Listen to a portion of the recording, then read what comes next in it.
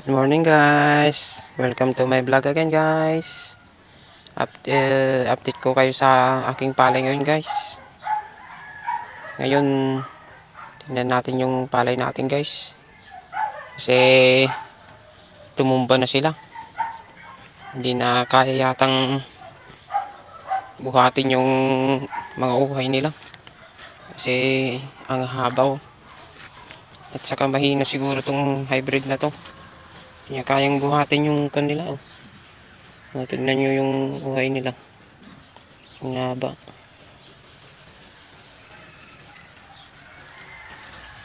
Ang haba.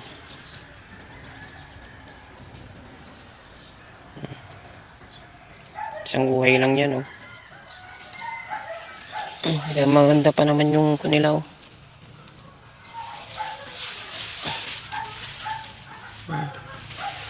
Pero yung iba tumumba na. Dahil sa ulan kahapon.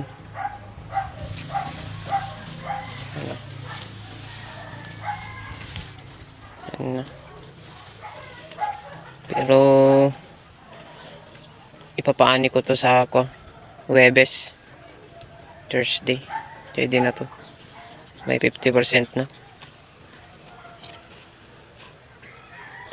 Tatlong araw pa. Tignan nyo guys yung isang uway talagang siksik. Kaya siguro hindi na kinaya.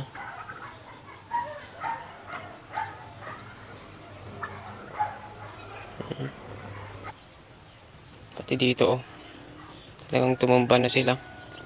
Ito tong huling naitanim ko na ito. Tingnan nyo, nakatayo pa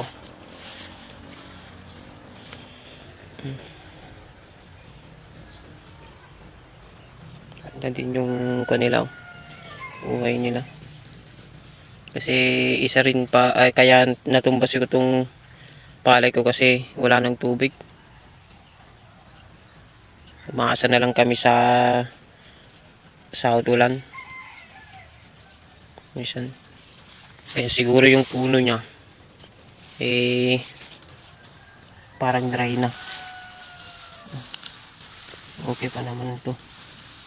Pero yung mga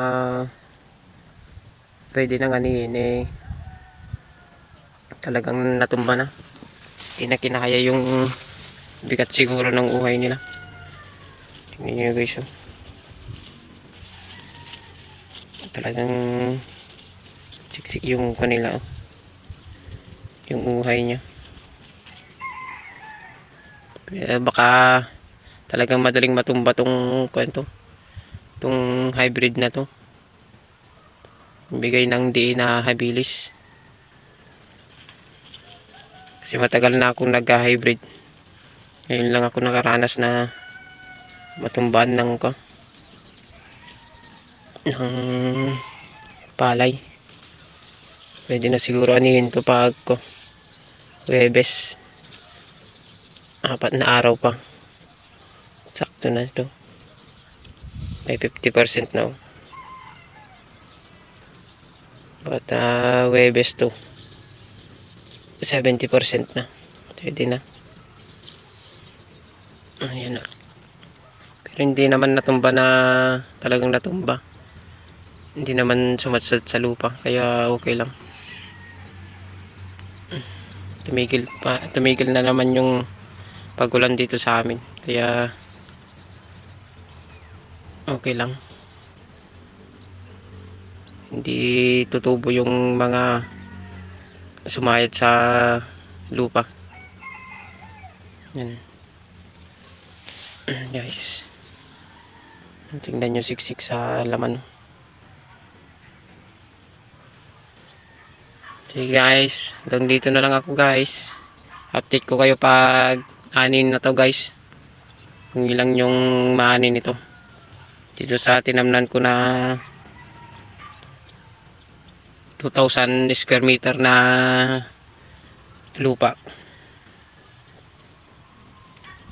Hey guys, pa-follow and share naman guys para updated kayo palagi sa videos ko guys. Hey guys, thanks for watching. Bye bye guys. God bless.